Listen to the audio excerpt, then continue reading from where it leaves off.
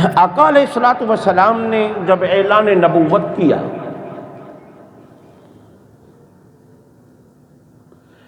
اس وقت ملک کی، ریاست کی، مکہ اور مدینہ کی حالات دیگر گوں تھے۔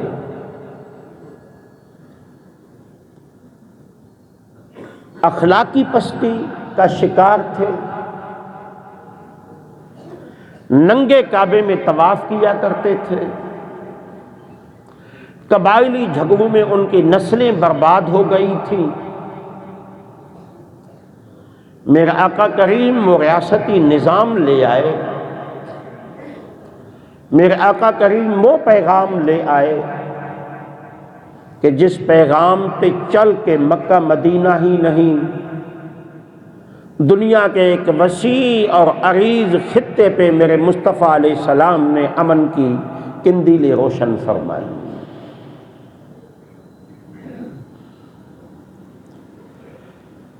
اور پھر آقا علیہ الصلوۃ والسلام کے بعد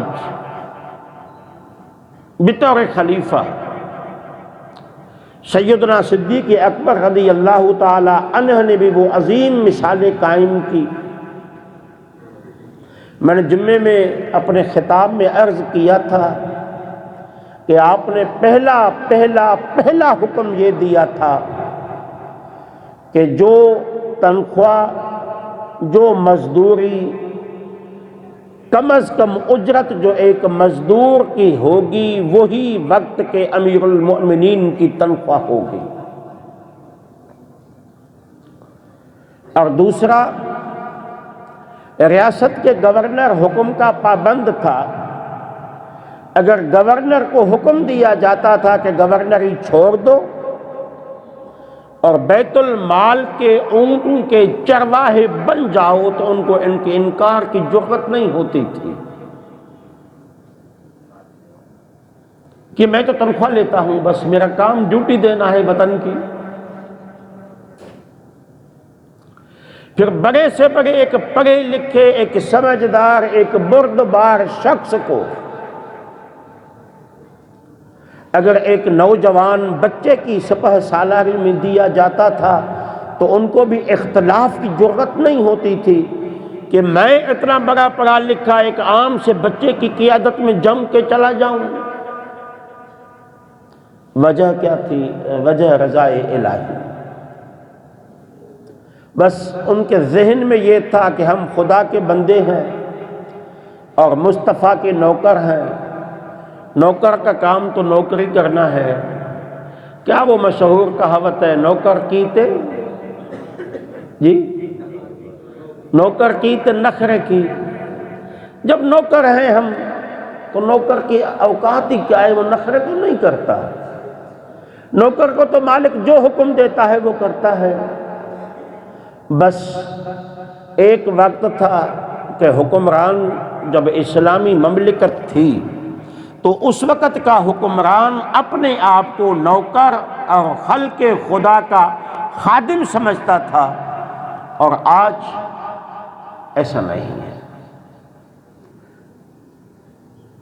آج ایسا نہیں ہے۔ جب ایسا نہیں ہے تو پھر مسلمان زوال کی طرف ہے۔ عروج کب ملے گا؟ عروج تب ملے گا، ایک مرتبہ پھر میں کہہ رہا ہوں کہ جب ہم اپنے اکابر کی حالات زندگی کو مد نظر رکھیں گے، ان کی طرز حکمرانی، اپنے اکابر کی طرز زندگی، ان کا اٹھنا، ان کا بیٹھنا، ان کا کھانا، جب ہم یہ اپنائیں گے تو انشاءاللہ اسلام کو ایک مرتبہ پھر عروج ملے گا، اور آج نہیں تو کل صحیح انشاءاللہ اسلام غالب آ جائے گا۔ اسلام کو غالب آنا ہے، ضرور آنا ہے۔ قیامت آنے سے پہلے یہ احادیث میں موجود ہے، اسلام ایک مرتبہ پھر اپنا عروج دکھے گا۔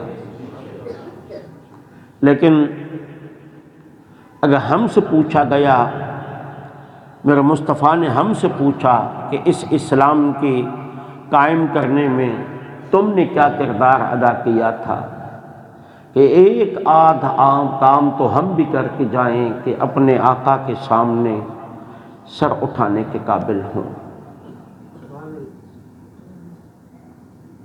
اللہ ہم سب کو عمل کی توفیق عطا فرمائے۔